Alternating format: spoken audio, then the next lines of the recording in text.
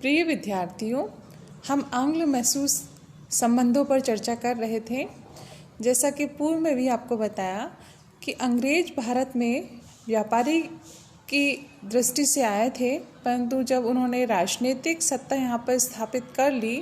बंगाल की राजनीति से उन्होंने भारत की राजनीति में पदार्पण किया, तो धीरे धीरे करके इन्होंने अपने समकालीन जो शक्तियाँ थीं, इन शक्तियों का अंत करना शुरू किया।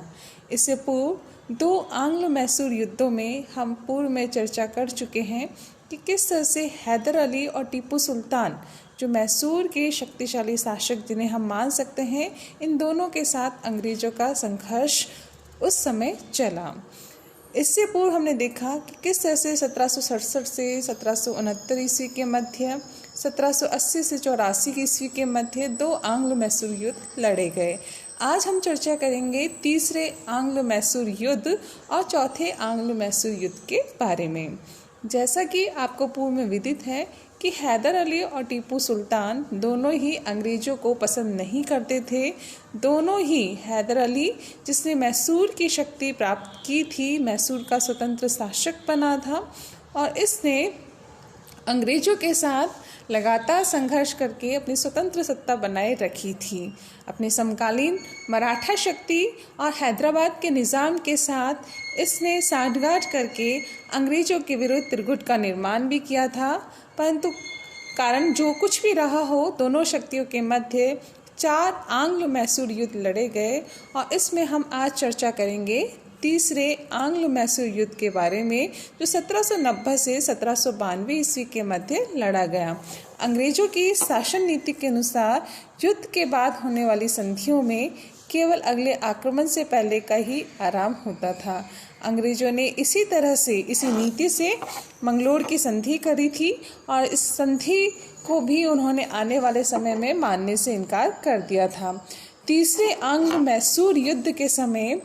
बंगाल का जो गवर्नर जनरल था, लॉर्ड कॉर्नवालिस था, और लॉर्ड कॉर्नवालिस ने मराठों और निज़ाम के साथ मिलकर टीपू सुल्तान के विरुद्ध एक त्रिगुट का निर्माण किया था। 1792 को लॉर्ड कॉर्नवालिस के नेतृत्व में अंग्रेजी सेनाओं ने वेल्लोर, अंबूर और बंगलोर को जीत लिया था, और श्रीरंगपट्टनम, जो कि मैसूर की राजधानी थी, इसको चारों तरफ से घेर लिया था। टीपू सुल्तान ने लगातार इस चीज़ का विरोध किया, और दोनों शक्तियों के मध्य संघर्ष शुरू हुआ। इस संघर्ष में हम देखते हैं कि जब टीपू सुल्तान को ये लगा कि इस संघर्ष में उसे जीत मुश्किल मिल रही है, तो दोनों पक्षों के मध्य जो तीसरा आंग्ल मैसूर युद्ध लड़ा गया था, ये 1792 की श्रीरंगपट्टनम की संधि के साथ समाप्त हुआ। इस संधि के अनुसार हम देखें तो टीपू सुल्तान को अपने प्रदेश का लगभग आधा हिस्सा अंग्रेजों को और उसके सहयोगियों को देना पड़ा। चूँकि तीसरा जो आंग्ल मैसूर युद्ध लड़ा गया था, इसके पीछे कारण ये था कि टीपू सुल्तान फ्रांसीसियों का समर्थक था। फ्रांस से लगातार उसके मैत्रीपूर्ण संबंध थे, जबकि अंग्रेज और फ्रांसीसी एक दूसरे के विरोधी थे। दूसरा कारण जो माना जाता है, अंग्रेज समर्थक ट्रावनकोर राज्य पर टीपू सुल्तान द्वारा आक्रमण करना। इन 2-3 कारणों के कारण दोनों शक्तियों में तीसरा आंग्ल मैसूर युद्ध लड़ा गया, और इस आंग्ल मैसूर युद्ध में हम देखते हैं कि श्रीरंगपट्टनम की संधि के साथ 1792 ईस्वी में इस तीसरे आंग्ल मैसूर युद्ध का अंत हुआ। इसमें जो संधि हुई, संधि के अनुसार टीपू सुल्तान को अपने प्रदेश का लगभग आधा हिस्सा अंग्रेजों को और उसके जो सहयोगी थे मराठा और निज़ाम, उनको देना पड़ा। टीपू सुल्तान को लगभग युद्ध हार जाने के रूप में 3 करोड़ रुपए अंग्रेजों को देने पड़े, और अपने जो पुत्र थे उन पुत्रों को भी ब्रिटिश संरक्षण में उसको रखना पड़ा। इस तरह से हम देखते हैं कि जो श्रीरंगपट्टनम की संधि टीपू ने की थी, ये संधि कहीं ना कहीं मैसूर के लिए, टीपू सुल्तान के लिए काफ़ी हानिकारक रही। कॉर्नवालिस ने अपनी विजय का जो उल्लेख किया, वो इस तरह से किया कि हमने अपने शत्रु को लगभग पंगु बना दिया, और इसके साथ ही अपने सहयोगियों को और भी शक्तिशाली बनने से रोका। 1796 में टीपू सुल्तान ने इस संधि के विरुद्ध स्वयं को और भी अधिक शक्तिशाली बनाने के लिए अपनी नौसेना बोर्ड का गठन किया, और फ्रांसीसियों से लगातार सहायता की याचना की। दोनों शक्तियों के मध्य टकराव लगभग संभव ही था और इसी क्रम में हम देखते हैं कि 1799 में चौथा आंग्ल मैसूर युद्ध लड़ा गया। अंग्रेज मैसूर की शक्ति का अंत करने के लिए लालायित थे। 1773 ईस्वी में जब हम देखते हैं वॉरेन हेस्टिंग्स के समय से ही बंगाल के जो गवर्नर जनरल बनकर आए थे भारत में, चाहे वो वॉरेन हेस्टिंग्स हो, कॉर्नवालिस हो या अभी समकालीन चौथे आंग्ल मैसूर युद्ध के समय वेलेज़ली हो, इन सभी ने मिलकर मैसूर की शक्ति का अंत करना सुनिश्चित कर लिया था। बंगाल और मैसूर बंगाल को पूरी तरह से विजिट कर चुके थे तो मैसूर को भी अपने अधीन करना चाहते थे। और ऐसे में जब दक्षिण भारत में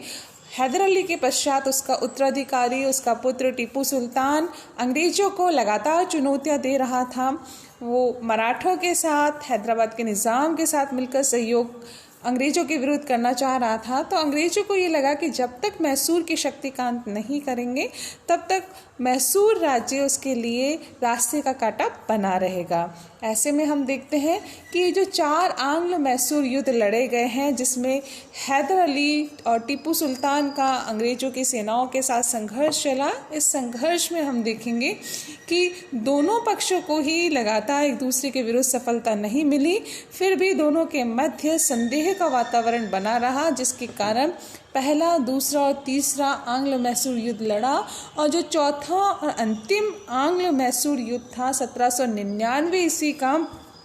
ये इसलिए महत्वपूर्ण है कि इस युद्ध के साथ ही टीपू सुल्तान की शक्ति, मैसूर की शक्ति का हमेशा के लिए अंत हो गया। अंग्रेजों और टीपू सुल्तान के मध्य 1792 ईस्वी में जो संधि हुई थी, उस संधि की धज्जियां इस युद्ध में उड़ाई गई और दोनों पक्षों के मध्य, क्योंकि टीपू सुल्तान इस श्रीरंगपट्टनम की संधि को अपना अपमान महसूस कर रहा था, युद्ध का हर्जाना तो उसने दिया ही था, साथ ही अपने पुत्रों को भी ब्रिटिश संरक्षण में उसको रखना पड़ा था। तो ऐसे में जब 1799 में दोनों पक्षों के मध्य संघर्ष हुआ, तो इस संघर्ष में टीपू की कहीं ना कहीं कमजोरी ये रही कि वो अंग्रेजों की चालों को नहीं समझ सका और अंग्रेजों ने परिस्थितियों का लाभ उठाकर